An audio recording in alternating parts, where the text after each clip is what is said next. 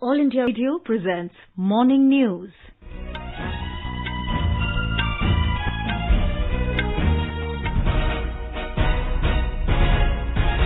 Good morning. I am Sarabjit Kaur and with me is Sunil Verma. The headlines.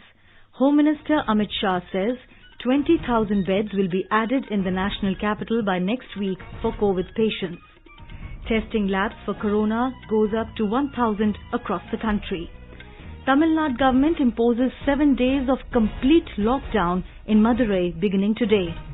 Defence Minister Rajnath Singh says Indo-Russia ties are based on special and privileged strategic partnership. Russia supports India's bid for a permanent seat in UN Security Council. Government decides to reduce staff strength of Pakistan High Commission in New Delhi by 50%.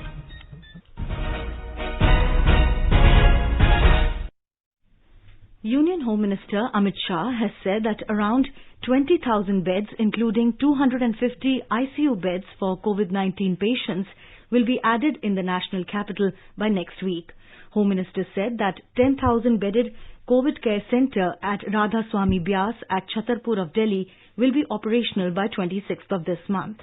He said the work is in full swing and a large part of the facility will be operational by Friday.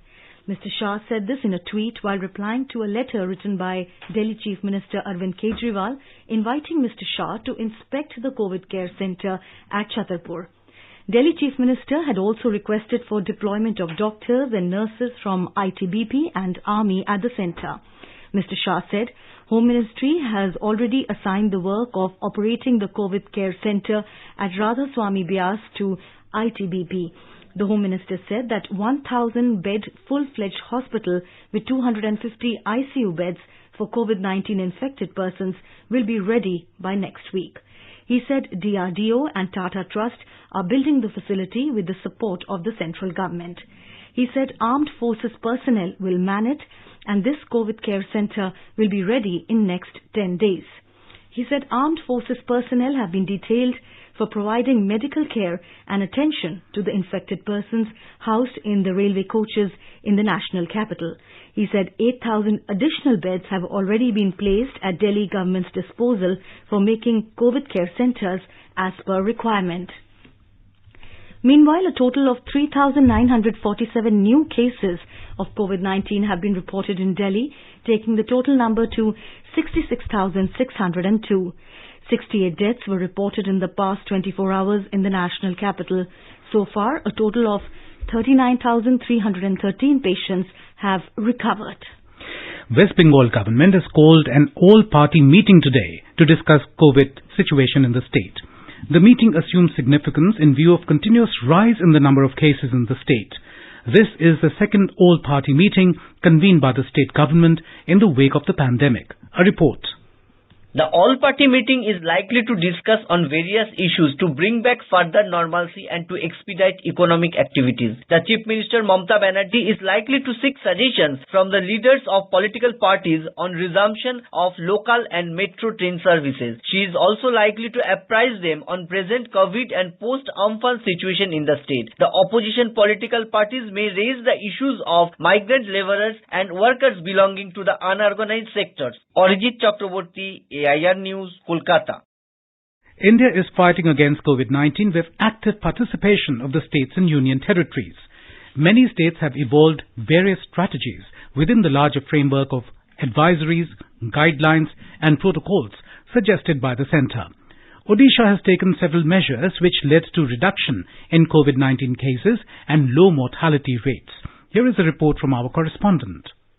Under the guidance of the centre, the Odisha government has focused its anti-COVID measures by actively using of IT, empowering the local sarpanchs, building its skilled healthcare force through community participation and protecting the vulnerable groups. One of the key initiatives taken by the government is that Bhubaneswar Municipal Corporation has developed a mobile app Sachetak to keep comorbid and elderly citizens of the city under high scrutiny. Through this app, citizens can explore resources on COVID protection, consult doctors, view give updates on COVID quarantine, positive cases and so on. The government also operated a telemedicine helpline service 14410 in addition to the 104 helpline with the help of over 300 qualified medical professionals.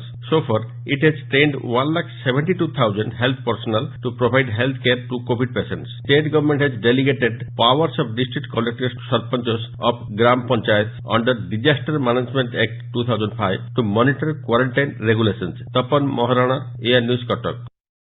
In Chhattisgarh, the recovery rate of COVID-19 patients has improved to about 65%, while the mortality rate is 0.5%. The state reported 83 cases in the last 24 hours. With this, the total number of coronavirus cases in the state has increased to 2,439. A total of 1,527 patients were discharged after recovery. The number of active cases in the state is 846. So far, 12 people have died in Chhattisgarh. In Gujarat, the number of COVID-19 cases has gone up to 28,429 after 549 new cases came up yesterday. 26 patients lost their lives in the state yesterday. 604 patients were discharged from various hospitals yesterday, taking the total number of patients recovered from COVID-19 in the state to 20,521. In Bihar, the number of corona cases has gone up to 8,050, with 157 fresh cases reported in last 24 hours. Out of these, 48 new cases were detected in Patna. 6,027 patients have recovered and were discharged from various hospitals, while 1,969 patients are undergoing treatment. In Tamil Nadu, 7-day full lockdown in Madurai came into effect midnight last night. It will be enforced till the end of this month. The move is aimed at containing the recent surge in fresh COVID-19 cases in the city and its suburbs. Tamil Nadu witnessed 2,516 new COVID-19 cases yesterday, taking the total to 64,603. Details from our correspondent. Madurai joins Chennai in the state in going for the complete lockdown, which many say is a lockdown within the lockdown. The reason being the soaring new cases of COVID-19. The measure is aimed at breaking the chain of the spread of the elusive virus.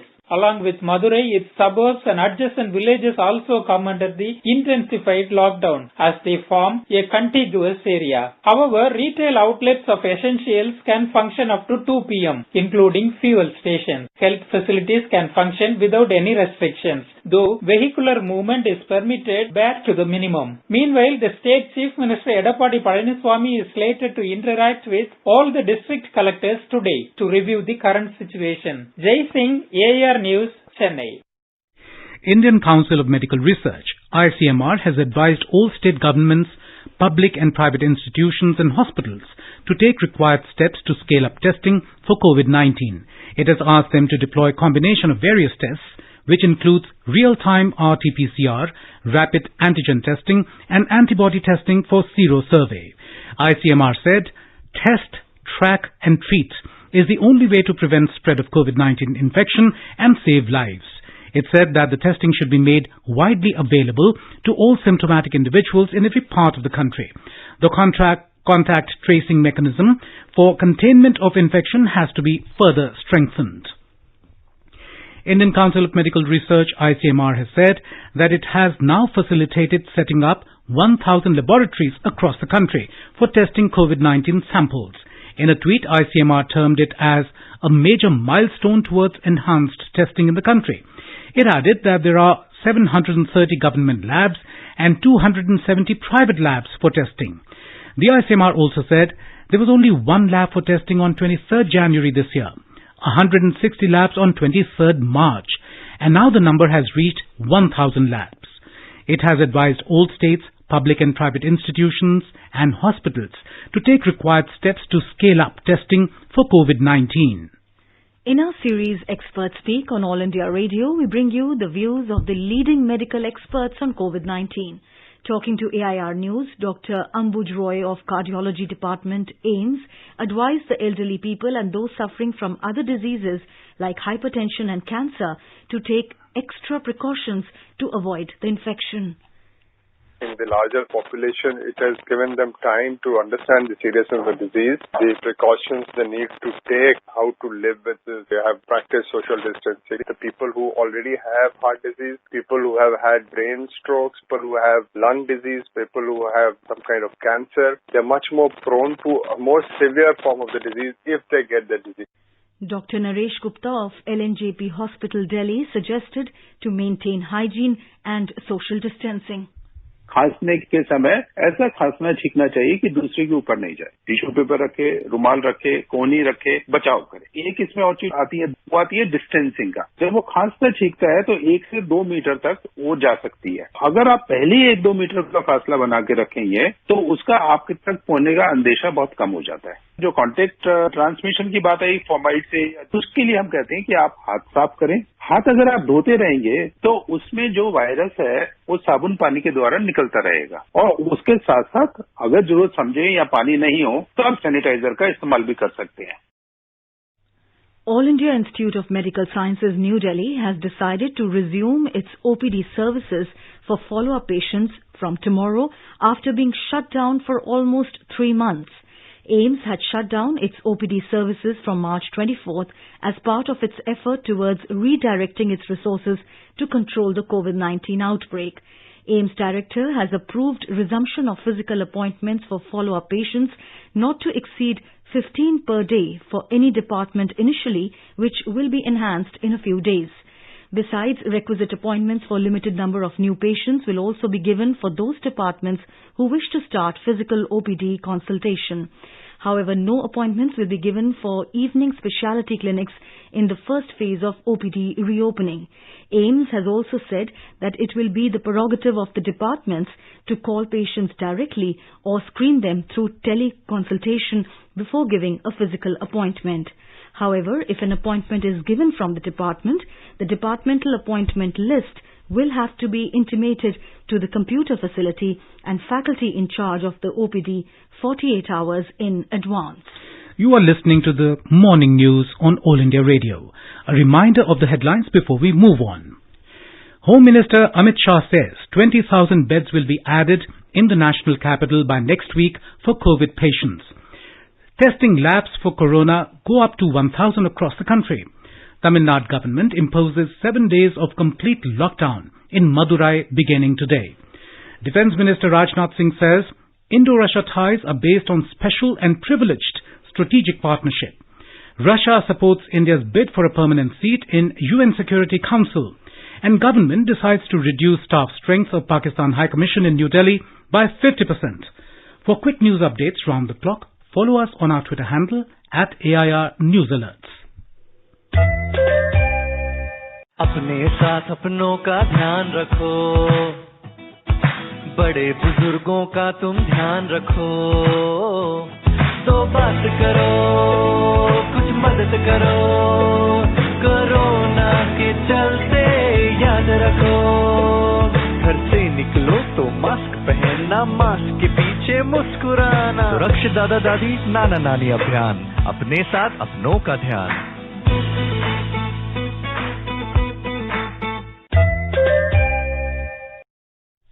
Defence Minister Rajnath Singh has said that India and Russia share relationship based on special and privileged strategic partnership.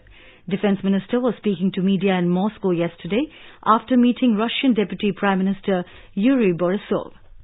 Bharat और Russia का एक special and privilege strategic partnership वाला relationship है। हमारा defence relationship इसका एक महत्वपूर्ण pillar है। मुझे भरोसा दिलाया गया है कि ऑनगोइंग कॉन्टैक्ट को मेंटेन किया जाएगा और न केवल मेंटेन किया जाएगा बल्कि उनको और तेजी से कम समय में पूरा भी किया जाएगा। Mr. Singh, who is on a 3-day visit to Russia to attend the 75th anniversary of Victory Day Parade, said his visit to Moscow is the first foreign visit of an official delegation from India after the outbreak of COVID-19. Terming it as a sign of special friendship, Mr. Singh said, despite all the difficulties of the pandemic, bilateral relations between India and Moscow have been keeping good contacts at various levels. He said during the meeting, Indo-Russian defence cooperation was reviewed and plans to further extend it was discussed.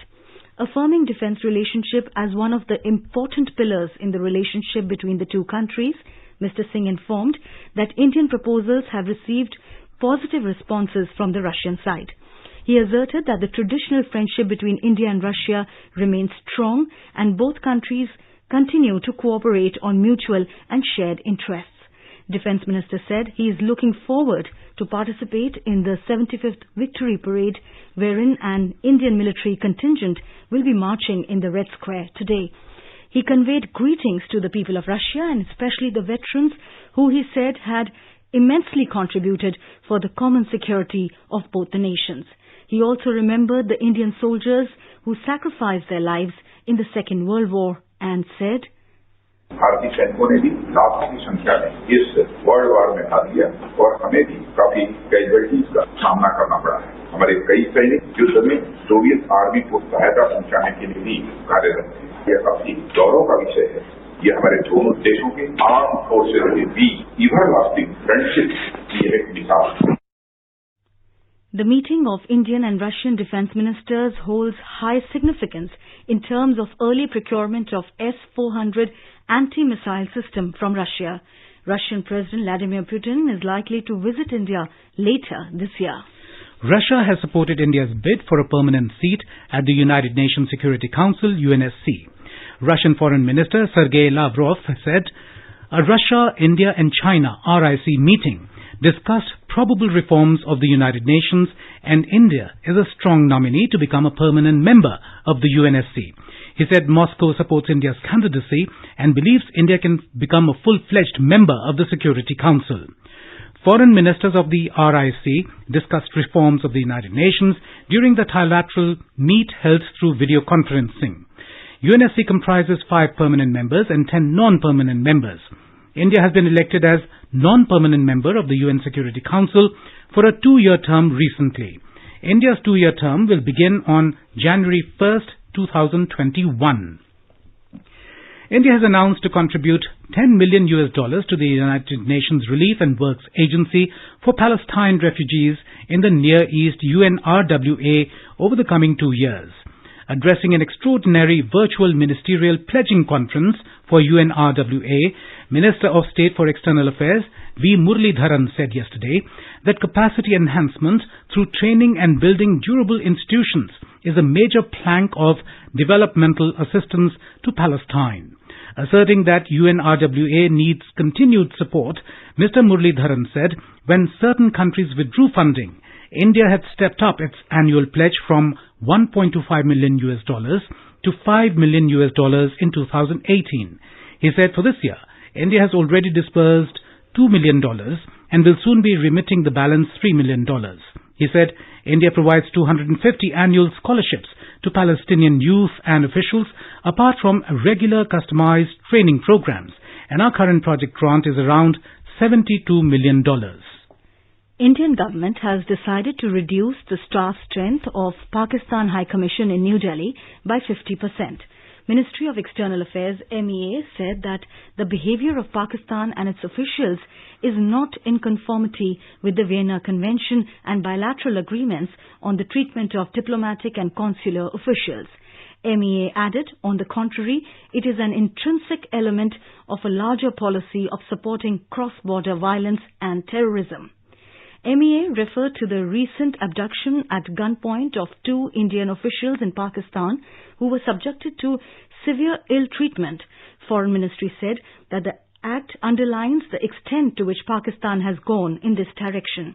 The abducted officials, after their return to India, have provided graphic details of the barbaric treatment that they experienced at the hands of Pakistani agencies. In this connection, the Chargé d'Affaires of Pakistan was summoned to the Ministry of External Affairs yesterday and informed that India had repeatedly expressed concern about the activities of officials of Pakistan High Commission. It said that the Pakistani officials have been engaged in acts of espionage and maintained dealings with terrorist organizations.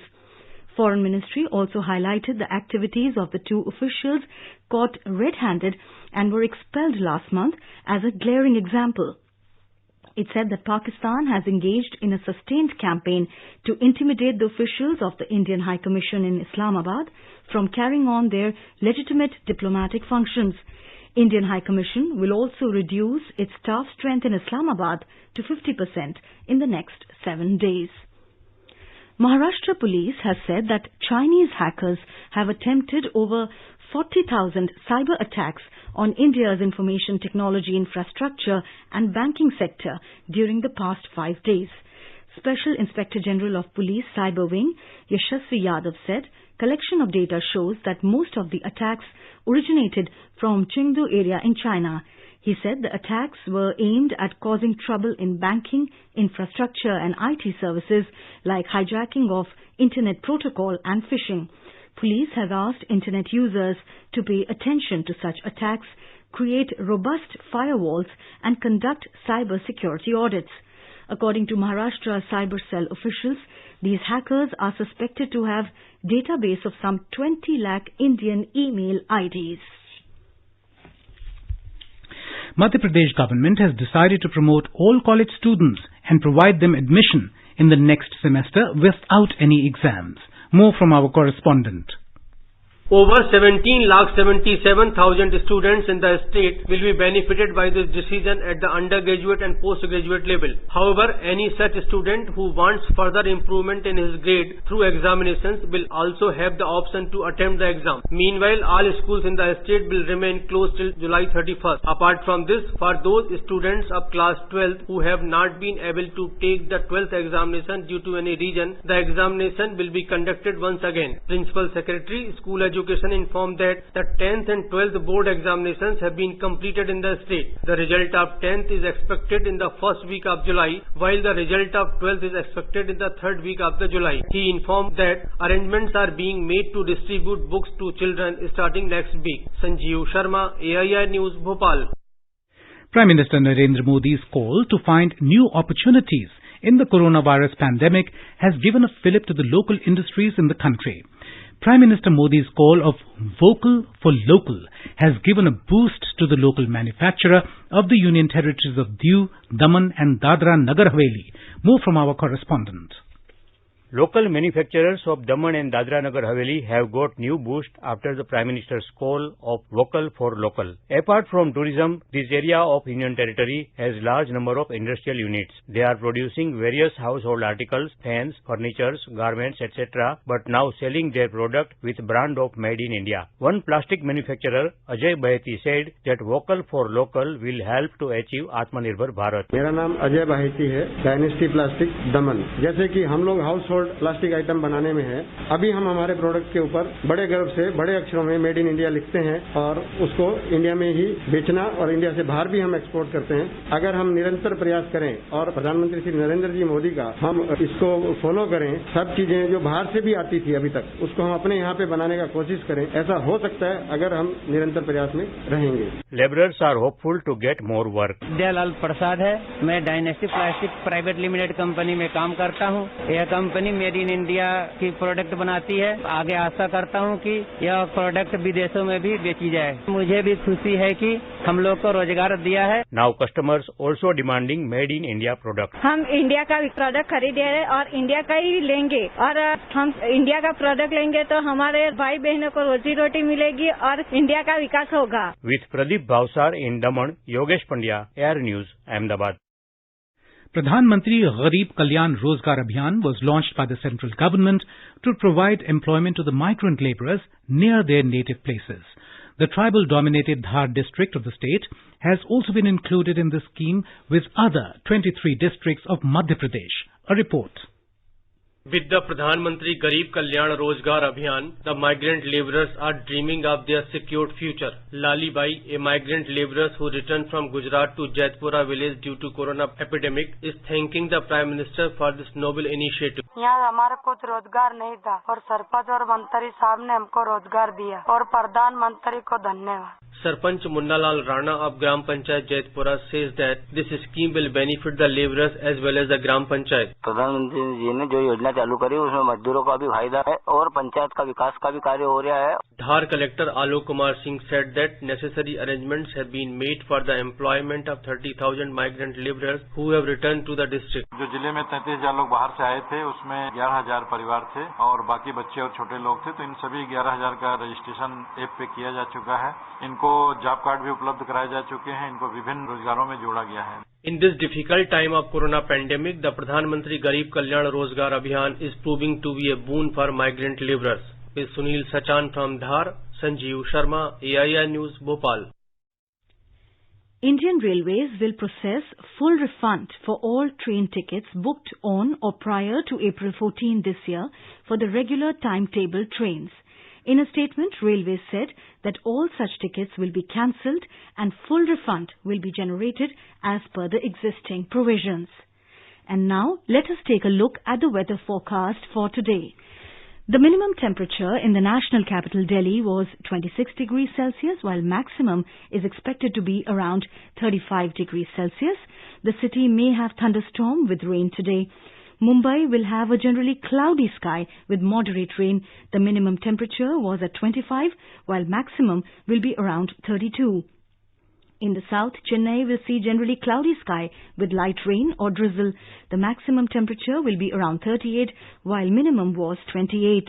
Kolkata has a partially cloudy sky today with 1 or 2 spells of rain or thunder showers. The minimum temperature around 27, while the maximum shall be around 33 degrees Celsius. On to the north, the Union Territory of Jammu and Kashmir. The minimum temperature was 28 degrees Celsius in Jammu, while maximum is expected to be around 32 degrees Celsius. The city may witness generally cloudy sky with moderate rain. In Srinagar, the minimum temperature was 17, while maximum will be around 25. The city will have generally cloudy sky with moderate rain. In Gilgit, the minimum temperature was recorded at 15 and maximum will be around 30. The sky will be generally cloudy with moderate rain. In Muzaffarabad, the city had a minimum temperature of 20, while maximum temperature will be around 34 with generally cloudy sky with moderate rain. Chandigarh will have a generally cloudy sky with possibility of 1 or 2 spells of rain or thunder showers. The minimum temperature in the city was recorded at 29, while the maximum will be around 34. In Hyderabad, the maximum temperature shall be around 32. The city will have rain or thunder showers which might occur towards evening or night. Guwahati will have a cloudy sky with light rain. The minimum temperatures shall settle around 27, while the maximum shall hover around 34 degrees Celsius. And now an overview of today's newspapers. Most newspapers today talk about the onset of monsoon. The Tribune informs that monsoon is expected to arrive in Haryana, Punjab, Delhi and Chandigarh over the next 48 hours. Newspapers also take note of mutual consensus between India and China to disengage. The Pioneer states, India-China to pull back troops from face-off points. Historic Jagannath Yatra begins in Puri, sans sea of devotees. The Times of India, on its front page, has a picture of servitors and police personnel pulling the gigantic chariots of Lord Jagannath. The caption reads, Rath Yatra under curfew. Seeing signs of return of consumer spends, the Economic Times states, credit card spends bounce back to near pre-COVID levels. In spite of COVID-19 pandemic having cast a shadow on the overall business activity, 16,000 new companies registered during lockdown, informs the Business Standard. To give further impetus to economy, SEBI relaxes rules for listed companies with stressed assets, writes the Statesman. And now, before we end the bulletin, the headlines once again. Home Minister Amit Shah says 20,000 beds will be added in the national capital by next week for COVID patients. Testing labs for corona go up to 1,000 across the country. Tamil Nadu government imposes 7 days of complete lockdown in Madurai beginning today. Defence Minister Rajnath Singh says Indo-Russia ties are based on special and privileged strategic partnership. Russia supports India's bid for a permanent seat in Security Council, and government decides to reduce staff strength of Pakistan High Commission in New Delhi by 50%. For details of these stories and more, log on to our website www.newsonair.com and News on AIR app. And with that, we end the morning news. Have a nice day.